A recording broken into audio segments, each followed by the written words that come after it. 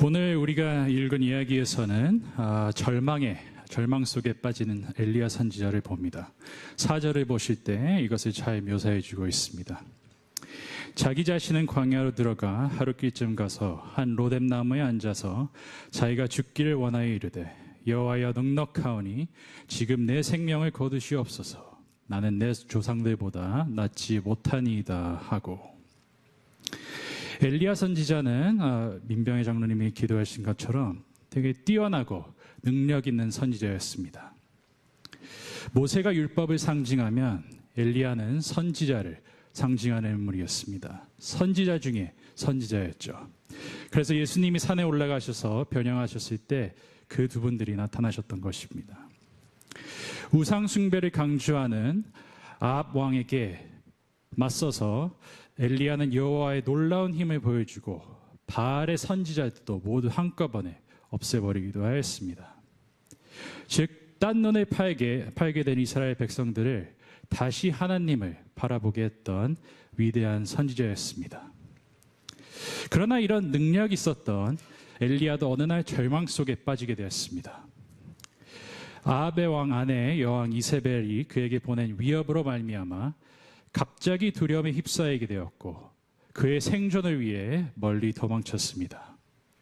혼자 광야로 들어가 로뎀나무 아래서 홀로 좌절하며 하나님께 자신의 생명을 거두어 달라고 외쳤습니다. 그래서 아합과 바알 선지자들을 대한 그 용감한 모습에 완전 정반대를 오늘 본문에서 보여줍니다. 이 엘리야를 볼 때 엘리야의 모습이 우리의 모습이다라는 것을 보게 됩니다. 한때는 아무 두려움 없이 모든 일을 잘 감당해 나가기도 하지만 어떤 날은 무력함을 느끼고 그냥 바닥에 주저앉기도 합니다. 몸과 마음과 영은 다 지쳐있고 모든 것을 다 때려치고 포기하고 싶은 생각으로 가득 찰 때가 있습니다. 아빌라의 테레사라는 수녀는 다음과 같이 얘기했습니다.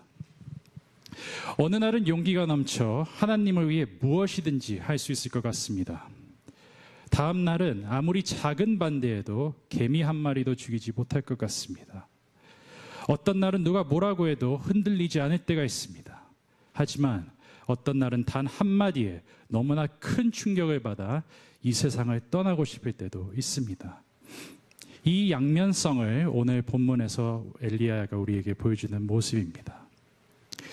이 절망이라는 것은 어떻게 보면 유사나 모랫늪과 같습니다. 영어로는 quicksand라고 하는데 약간 천천히 우리의 힘을 앗아가고 삶에 대한 의욕도 앗아가고 우리의 자신감마저도 앗아갑니다. 되게 고요하고 치명적입니다. 아무에게나 그냥 쉽게 말할 수 없는 내면에서 일어나는 갈등이라고 볼 수 있습니다. 더 오래 있을수록 더 깊은 어둠 속으로 우리를 몰고 갑니다.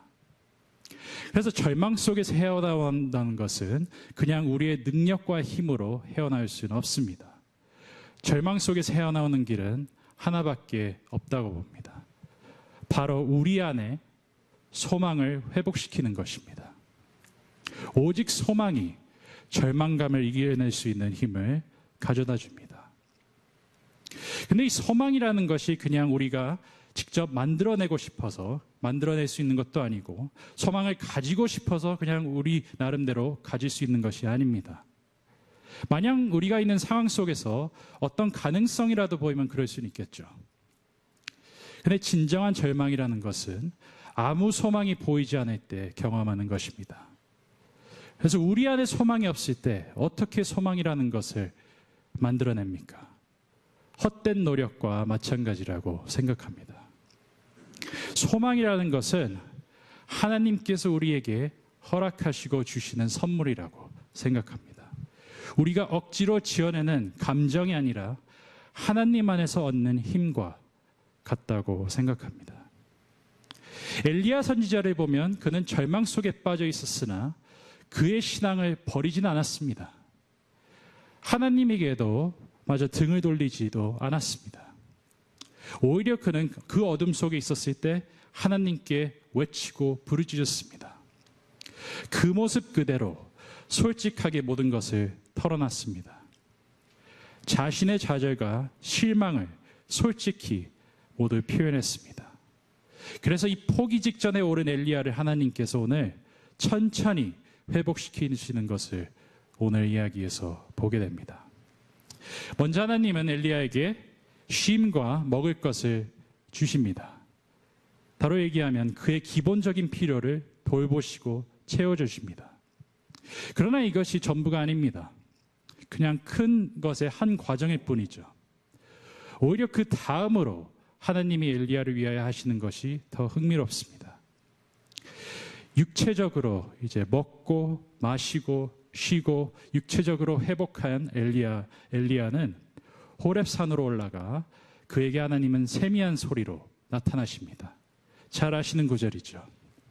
여호와께서 이르시되 너는 나가서 여호와 앞에서 산에 서라 하시더니 여호와께서 지나가시는데 여호와 앞에 크고 강한 바람이 산을 가르고 바위를 부수나 바람 가운데 여호와께서 계시지 아니하며 바람 후에 지진이 있으나 지진 가운데도 여호와께서 계시지 아니하며 또 지진 후에 불이 있으나 불 가운데도 여호와께서 계시지 아니하더니 불 후에 세미한 소리가 있는지라.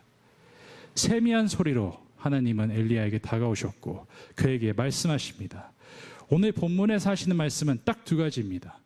하나는 질문이고 그 다음은 부름이라고 볼 수 있습니다. 두 번 질문하십니다. 엘리야야, 내가 어찌하여 여기 있느냐? 그리고 부르십니다. 너는 내 길을 돌이켜 광야를 통하여 다메섹으로 가라. 이 두 말을 보실 때 이 두 말이 연결되어 있다는 것을 아셔야 됩니다. 왜냐하면 엘리야가 있었던 곳이 그가 진짜 있어야 하는 곳과 완전 정반대 쪽이었습니다. 남유다 국경에서 훨씬 남쪽에 있는 시나이 광야에서 있던 엘리야에게 하나님은 북이스라엘 국경에서 훨씬 북쪽에 있는 다마섹 광야로 가라고 명령하십니다. 약간 요나랑 비슷하죠. 하나님이 요나 보고 니느웨로 가라 그랬는데 니느웨에 가기 싫어서 완전 정반대 쪽으로 다시스로 향한 요나 같이 엘리야도 도망갔더니 완전 정반대 쪽으로 가 있었기 때문에 하나님께서 다시 다메섹으로 가라고 부르십니다. 그리고 이 부르심으로 말미암아 엘리야의 삶의 방향을 다시 잡아주십니다. 이것을 보면서 부활하신 예수님이 베드로를 부르신 것에 대해 생각해 봤습니다. 약간 두 이야기가 비슷한 맥락이 있다고 생각합니다. 예수를 부인하고 예수가 죽은 다음에 자신의 죄책감과 절망 속에 빠져 있었던 베드로에게 예수님은 부활하신 예수님은 나타나셔서 먼저 질문을 물으시죠. 세 번 질문하십니다. 너는 나를 사랑하느냐? 라고 물으신 다음에 바로 양을 먹이라는 부름을 주십니다. 그 부름으로 말미암아 예수님은 베드로를 다시 세우시고 회복시키셨습니다. 그래서 이것을 볼 때 하나님의 부르심은 그냥 우리에게 무슨 일을 하라고 하는 명령이 아니라는 것을 깨닫게 됩니다. 그냥 여기 가고 저기 가서 이거 하고 저거 해라는 명령이 아니라 하나님의 부르심은 우리의 소명을 열심히 살아갈 수 있도록 힘을 주고 일으키는 말씀이십니다. 즉 우리 속에 소망을 회복시켜주는 말씀이십니다. 그래서 세미한 소리로 우리에게 매일매일 다가오시는 하나님의 음성을 듣는 훈련을 우리는 매일 해야 됩니다. 소음으로 가득 찬 우리 삶 속에서 하나님의 소리를 듣는 훈련을 매일 해야 합니다. 하나님의 글을 갈망하며 기다리는 자들에게 말씀하실 것입니다. 우리가 꼭 들어야 할 말씀을 주실 것입니다. 하나님의 말씀은 소망이 흐르는 통로와 같다고 봅니다.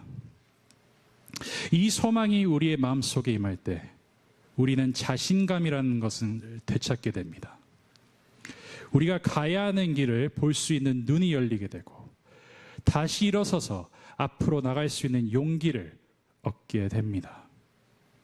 그리고 하나님께서 이미 하시고 있는 놀라운 일을 깨닫게 됩니다.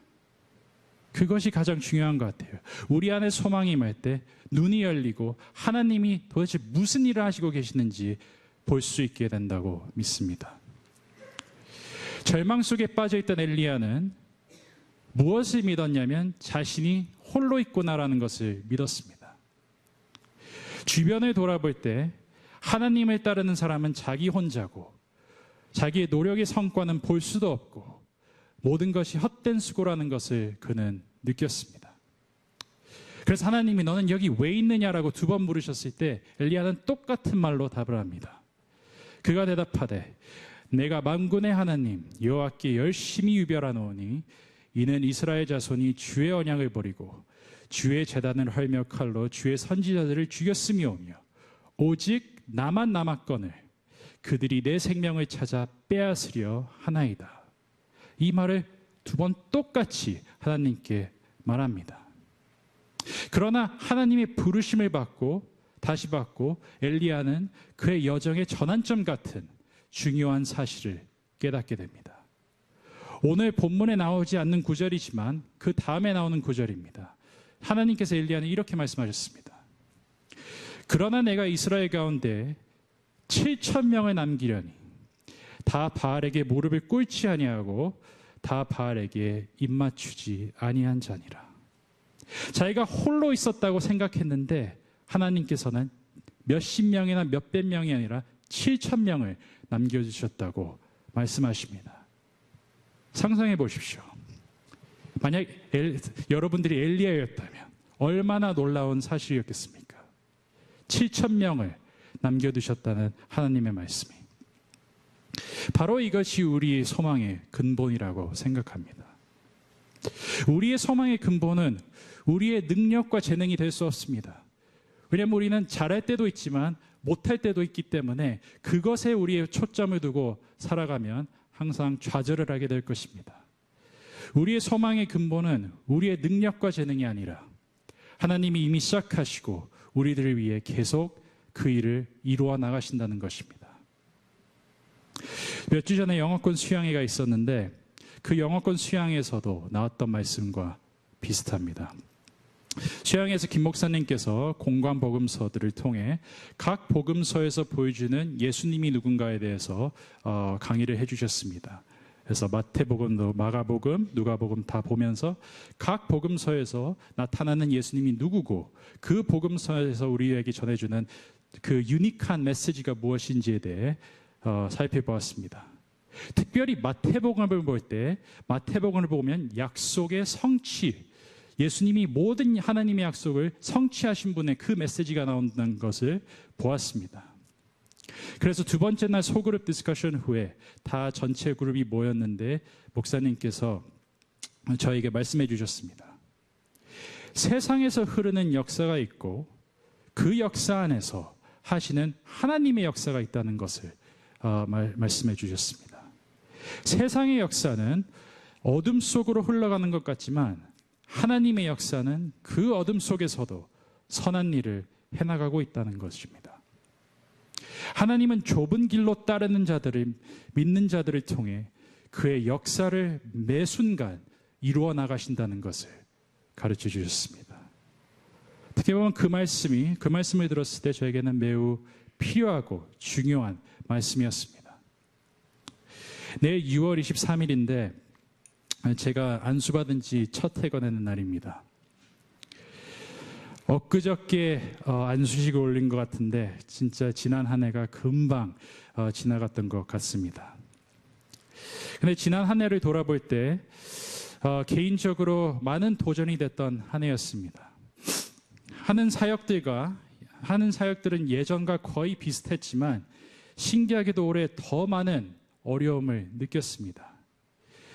열심을 다해 꾸준히 목회를 해나가려고 했지만 그 노력의 성과는 보기 쉽지는 않았습니다.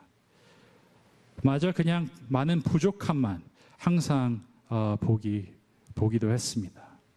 그래서 오히려 예전보다는 더 못하는 것이 아닌가라는 생각도 종종 들 때도 있었습니다. 또한 외부교회에서도 외부교회 모습을 보면서도 마음이 참 무거웠었습니다.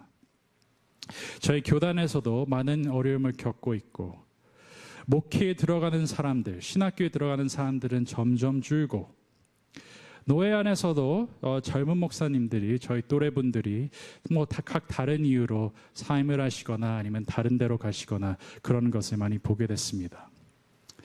이런 것들을 통해 참 목회와 교회의 미래는 어떻게 되는가를 제 자신에게 묻게 되었습니다. 그래서 그런 모든 것들을 통해 많은 갈등을 느끼게 되었습니다. 그러나 최근에 들은 말씀과 모든 것들을 통해 하나님께서 제 속에 소망을 회복시켜 주시는 것을 경험했습니다. 하나님이 시작하시고 계속 하시는 일에 저의 관점을 맞추게 되었습니다. 6월 초에도 저희 교단에서 하는 총회 다녀왔는데 거기서도 새로운 변화의 시작을 볼 수 있게 되었습니다. 새로운 방향을 위해 설립한 그 특별위원회가 있었고 거기 또 이제 우리 김 목사님이 또 섬기게 되셨고 이제 그것을 통해 한 소망을 보게 되었습니다. 주변에서도 열심히 섬기며 선한 싸움을 하시는 분들의 모습을 볼 수 있게 되었습니다. 그래서 이런 것들을 보며 사도 바울이 하신 말씀이 다시 생각납니다. 많이 언급하는 구절이죠. 우리가 알거니와 하나님을 사랑하는 자 곧 그의 뜻대로 부르심을 입은 자들에게는 모든 것이 합력하여 선을 이루느니라. 우리가 보고 느끼는 것은 다 일부분입니다. 좌절함도 우리 자신의 작은 판단 속에서 일어나는 반응과 현상이라고 봅니다. 그래서 오직 하나님 안에서 여러분 속의 소망을 회복하시기를 바랍니다. 오직 하나님 안에서 자신감과 용기를 되찾으시기를 바랍니다. 우리가 가야 하는 길을 혼자 걸어갈 수는 없습니다. 물론 우리 삶은 우리 삶이기 때문에 우리가 살아야 되는 거지만 항상 하나님과 동행해야 하는 것입니다. 하나님의 음성을 듣고 그를 의지하며 나가야 우리는 우리의 소명을 감당해 나갈 수 있습니다. 그래서 시편 기자는 다음과 같이 얘기했습니다. 내 영혼아, 내가 어찌하여 낙심하며 어찌하여 내 속에서 불안해하는가? 너는 하나님께 소망을 두라. 그가 나타나 도우심으로 말미암아 내 하나님을 여전히 찬송하리로다.